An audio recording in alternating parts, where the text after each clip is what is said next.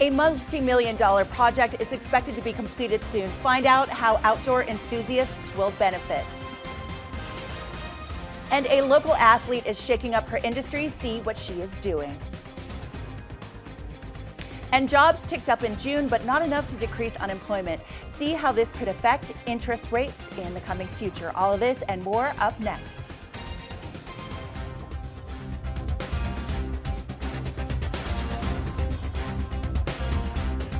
Hello and thank you for watching Wyoming News Now. I'm Valeria Fugate. Today, officials are still celebrating at the announcement that Meta is coming to Cheyenne. The news was revealed at the CFD Event Center press conference this week.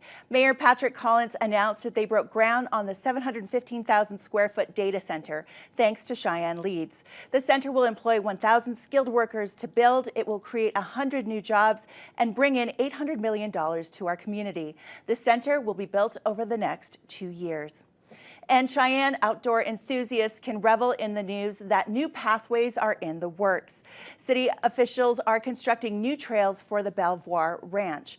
Experts say the systems could be ready by next summer. They're currently working on road access, trailheads, bathrooms, and parking lots for the 17-mile trail. The city staff and Mayor Collins are excited to open the ranch up to the public after 21 years of work. Now let's toss it over to Ashley for our weather. I will have more on your forecast coming up here in just a few minutes. All right, thanks, Ashley. Park officials are still recovering after barricading themselves in buildings and storage closets, fearing for their lives. This after a person started shooting at rangers in Yellowstone National Park. Rangers responded to a report of a person with a firearm making threats in Canyon Village on Thursday. Shots were fired between the assailant and law enforcement rangers. The armed person died during the incident, and their identity has not yet been released. One Yellowstone law enforcement officer was left injured, but he is in stable condition being treated at local hospital. The FBI is leading the investigation with support from the National Park Service special agents. No additional information is available at this time. Officials are still celebrating as they pack away this year's 4th of July decorations. 1 year ago, a fire engulfed Alcova Resort, totaling the popular 4th of July celebration spot. Our John Habershaw spoke with the resort co-owner Russ Mason about what this year meant to him. In the early hours on July 4th of 2023, flames were seen shooting high into the quiet morning skies on Lakeshore Drive before the 4th of July festivities could even begin. A year later, the party's back on, and Alcova Resort co-owner Russ Mason was pumped to once again host the highly anticipated Independence Day celebrations. Today's a special day for us out here at the marina. It's our busiest day out of the summer. It's, you know, anything that could happen is going to happen. We got to be prepared for everything. Obviously, the Independence Day is special to us, but for me, Sam, and Jack, and everybody else on the crew, it's game day. So we want to bring it and do our best and see what's going to happen. The party started early. Grills were fired up with burgers and dogs, cold brews were poured under the tiki bar, and family and friends were having a great time. Oh, it's been awesome. You know, I looked at the weather reports. I thought it was going to be bad today. Last year was like fall or something. So this year's been awesome. The weather's good. Being out here's been a lot of fun. Tables, food, beer, tiki bar, everything. It's been a lot of fun. And I'm glad to see them rebuilding. Thinking back to this time last year and seeing how far they've come since the devastating fire, Mason couldn't help but feel thankful. As far as 365 days from where we were last year, we've come a long way, and we still got a ways to go, but it definitely steps in the right direction. Happy to be down here celebrating with everyone. Those there in Alcova celebrating our nation's independence wanted to send a special message for anyone out there who's watching.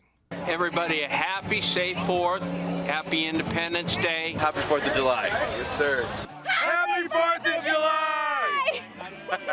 Happy 4th of July, guys. We wish the building was up for you, but stay patient. We got good things to look forward to, and let's have fun. While the resort itself isn't open just yet, Mason says to keep an eye out for an official grand opening sometime in the near future. Reporting in Alcova, I'm John Habershaw, and happy 4th of July, Wyoming. And now to a local Sheridan fighter who is shaking up the industry. Our newest reporter, Raylyn Baker, has more. After 11 years of being in the combat sports industry, a Sheridan native prepares for the biggest fight of her career so far. Veronika Dmitrieva was adopted at a young age from Russia to Sheridan, Wyoming. After serving in the military, she got into boxing when she met her trainer, Paul Valdez, through a mutual friend. Recently, Dmitrieva has switched from MMA to boxing, and with that promotion, she got chosen to fight the number 2 boxer in the world. I'm a type of fighter that doesn't quit. I don't exactly understand everything, but I don't just give up. Her trainer, Paul Valdez, shines some light on the situation. They're not bringing us there to win, obviously. Crystal Rosado is a protege of one of Jake Paul's signees, and so they're not bringing us there to win. They want to solidify another win on their career, on their record, and I think we're going to spoil their plans.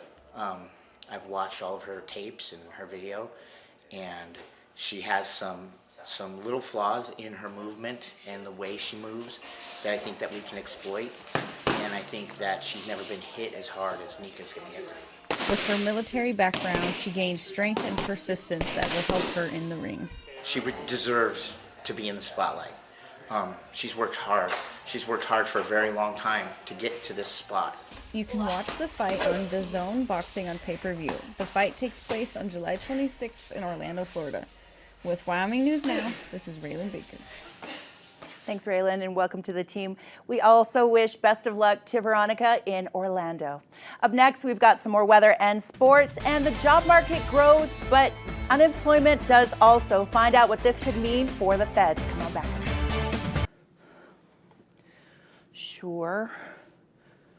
I'm going to stand over here. Ooh, honey.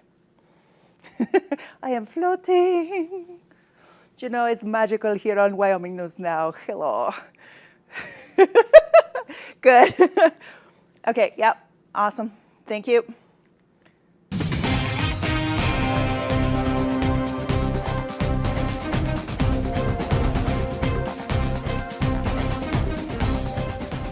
Welcome back. Today, parts of South Texas are bracing for Tropical Storm Beryl. There's concern Storm Beryl may get more powerful as it moves through the Gulf Coast of Mexico and could regain hurricane strength. Officials in Arkansas County are expecting that the storm will cause widespread damage and flooding. Today, the county issued a voluntary evacuation. The order includes owners of RVs, boats, and other large vehicles that could topple with strong winds. Beryl is expected to hit South Texas late into Sunday and into Monday. Authorities want people to get out of harm's way. And the U.S. economy added 206,000 jobs in June, according to the Labor Department's job report. That is slightly more than expected. The increase was in large part due to a surge in government hiring. The sector added 70,000 jobs last month. However, the unemployment rate ticked up 4.1% when it was expected to stay at 4%. The conflicting data could be an indication that the labor market is starting to slow down, which may allow the Federal Reserve to begin cutting interest rates as early as this fall.